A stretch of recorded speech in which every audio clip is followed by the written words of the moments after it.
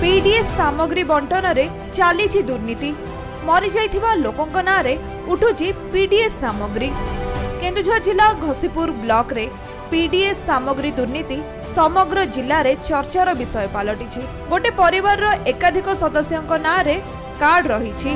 PDS सामग्री बंटन करुथिबा dealer को पत्नी झियो और बोहूं नारे थिबा अंत्योदय कार्ड रे नियमित चाउल उठा जाउछि।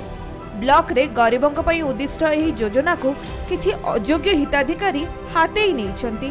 एभली अभियोग मिलिबा परे फूड कमिशन को पक्षरु एहार तदंत आरंभ होई जाइछि। फूड कमिशन कर 2 जणिया सदस्य घसीपुर ब्लॉक रो विभिन्न पंचायत गस्त करी एहार तदंत करिसंती। अभियोगर सत्यता थिबा ओ एने सेमाने सरकार को रिपोर्ट प्रदान करिवे बोली कहिसंती कमिशन रो सदस्य माने। नहीं रेशन कार्ड रो दुर्नीति न आमे आसीथिलु खबर कागज भी प्रकाश पाइथिला 2 जण अंत्योदय बेनिफिशियरी को डेथ होता है से संपर्क में आम अनुधान करने आसलु। आम जाइलु देवगाँ पंचायत जाइलु आमर एठी बीरगपुर से पंचायत ये आम देखिलु एवं फैक्ट हूँ जे केबे मरीचंती ताको से फैक्ट चेक करिया पड़िबो किंतु तांकर मृत होईछि एवं तांकर जो एंटाइटलमेंट चाउल उठा जाइछि।